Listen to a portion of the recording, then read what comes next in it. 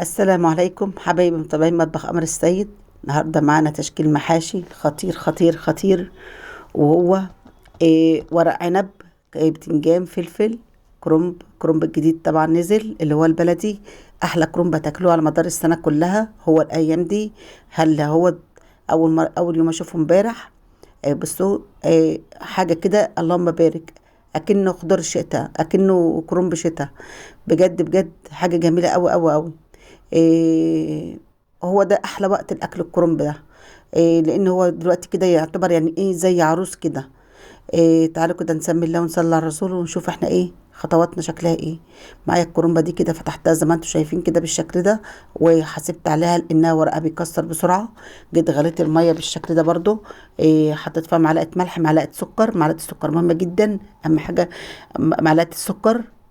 ونزلت كده بالكرنبة، حاسبت عليها قوي لان الكرنب طري قوي قوي قوي.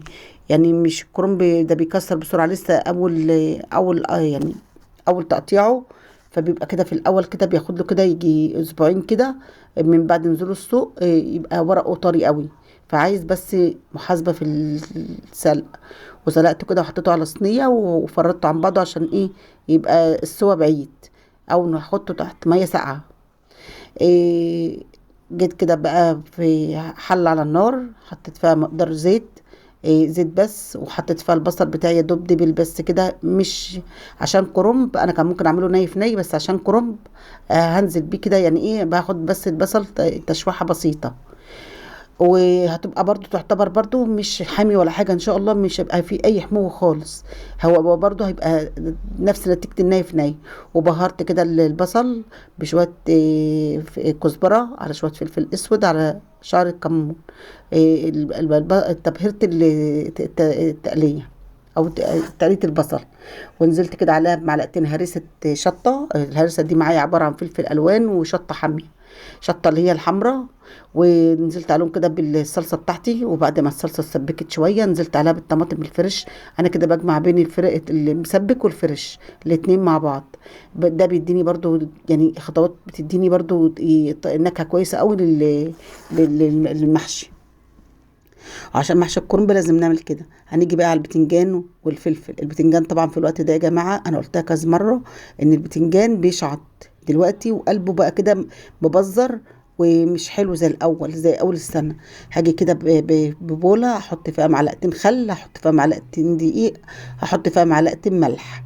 وعلى حسب مقدار البتنجان اللي عندي، بس هتوصى بالخل شويه. اللي عايز توصى الخل كل ما تكتريه هيديكي خطوات بعد كده انا طبعا هقول لك عليها. هتديكي خطوات ممتازه. وانقعهم كده حوالي نص ساعه على بال ما اجي اشتغل. انا باخد خطواتي كده زي ما انتم شايفين. هنا كده الطماطم بتاعتي كانت اتسبكت خالص، نزلت عليها بقيه البهارات بتاعتها اللي هي عباره عن كمون، فلفل، كزبره، بابريكا، شطه حاميه، بسبع بهارات. وكان معايا كيسين 11 بهار حطيتهم. ومرق الدجاج طبعا، انا مرق الدجاج دي اساسي معايا في المحشي. وهاجي بقى كده في خطوه تخلي لك المحشي ده ينقلك في حته تانيه خالص. فصين توم على معلقه هريسه على معلقتين كزبره، وندقهم ونحطهم اخر حاجه واحنا بنطفي. ده يجيب لك ريحه المحشي من على اول العماره او من على اول الشارع. هتنقله لك في حته تانية خالص. واجي كده عشان اخد نتيجه محشي كويسه، واطلع الرز كده صافي في حبايه فوق حبايه زي ما اوريكم كده في اول الفيديو. هنيجي بقى ايه، هنجيب رز. اللي عايزه تعمل الخطوه دي تاخد الرز على الناشف. انا الرز دي درجه واحد، ممكن ما يتغسلش. في رز ما بيتغسلش، ولو هو نضيف ممكن ما تغسلوهوش. لو هو درجه من الرز اللي هو الماركات. جيت عليه كده بهرته على الناشف بتلات اربع معالق زيت او اكتر، اللي حابب على حسب الرغبه. وحطيت عليه معلقه كزبره، ونزلت بيه على التسبيكه بتاعته اللي هو الطماطم بعد ما اتسبكت. وخدته كده زي ما انتم شايفين كده خطوه معلقتين على النار. جيت كده برضو في حله على النار، برضو انا معايا كده بطايه وفرخيه. جيت برضو قدحت معلقه سمنه كويسه بلدي. وجيت بقى نزلت بيها كده بالبط كده بعد ما حمي، بعد ما شفتها كده بتدخن، يعني معنى كده انها ايه اتقدحت. ونزلت بيها كده بالشكل زي ما انتم شايفين، خدتها فوق وتحت في لحظه. يعني يا دوبك اقلب يا دوب اقلب علشان خاطر ما ياخدش معايا حمار اللون. وجيت بقى نزلت كده بالفلفل الاسود والحبهان والقرنفل، المنكهات بتاعتي طبعا، والجزر والطماطم والقرن فلفل والملح ومعلقه سكر. عشان خاطر لو الدكر كبير شويه، بس هو الحمد لله ما كانش كبير. بس برضو هي بتنقل لي برضو الشوربه يعني كويسه برضو. وغطيت عليهم بقى لحد السوا. جيت كده في صينيه واسعه كده عشان عارفه اشتغل فيها.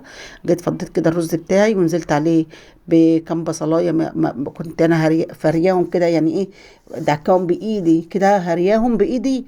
وحطيت عليهم معلقه ملح ومعلقه فلفل اسود. الملح طبعا احذر في الملح، لان أنا حاطه ملح قبل كده في التسبيكه، ملح وسكر مع بعض الاتنين مع البهارات. وانا هكتب لكم الكلام ده كله في صندوق الوصف اللي يكون وقع مني حاجه. وجيت بقى كده مسكت الحله اللي انا هشتغل فيها، عملت لها فرشه بعروق العروق الكرنب. ونزلت كده برصه. ونزلت كده برصه خضراء وفوق منها رصه بيضه. ونزلت كده عليها بقرون فلفل في النص. طبعا ان شاء الله هتشوفوا قرون الفلفل دي هتنقل لكم المحشي في حته تانية خالص، مش من فوق، من تحت. هتنكهلي المحشي من تحت وهتطلع لونها جميل وهتطلع جميله. وجيت بقى كده بعد ما خلصت لف التشكيل بتاعي برضو كله. جيت كده جبت درق شوربه. الشوربه بتاعتي طبعا شوربه بط، شوربه دسمه. وحطيت عليها، لو مش دسمه كنت هنزل بمعلقه سمنه، عشان هي دسمه ما كانتش محتاجه. خدت كده الشوربه بوشها كده ونزلت بيها على معلقتين صلصه بتاع التسبيكه ونزلت بيها كده على المحشي زي ما انتم شايفين. وهنزل بكل حله هحط عليها طبق للتسويه عشان اكتم التسويه. وسويتهم كده، وكان دي كانت كده معايا كانت النتيجه معايا كده زي ما انتم شايفين. بشيل كده شلت الطبق وشلت الكفر اللي كنت حاطاه من تحت. وبشيل كده الفلفل برصه الاول علشان خاطر ايه، افضي الحله مره واحده. تعالوا بقى شوفوا بقى كده، وده بقى دي نتيجه بتاعتي اهيت. محشي اللهم بارك. صراحه ربنا حاجه كده جميله، خطوات ماشيه بخطوات كده معينه بتديني نتيجه روعه. نتيجه بصوا يعني مش عايزه كلام. إيه، نتيجة تبقى ناجحة معاكي على طول، هتعتمديها ان شاء الله. تديكي بقى طعم ونفس، مش محشي والسلام، لا، محشي محشي يعني يجذبك انك تعمليه تاني وتالت ورابع وخامس. طبعا الايام اللي جايه ديت احنا داخلين كده يعني ايه، هنخش كده، قربنا نخش على موسم الشتاء، مش الشتاء، موسم بقى الخضار اللي هيبقى الشتوي. هتيجي معاكي بقى كل بقى الخضار الجميل بقى من هنا وجاي.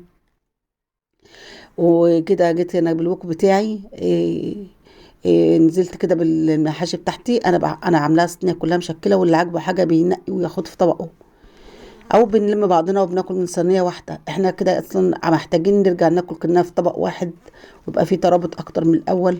ما يبقاش يعني التفكك بدأ يزيد بين الاسر وبين العائلات.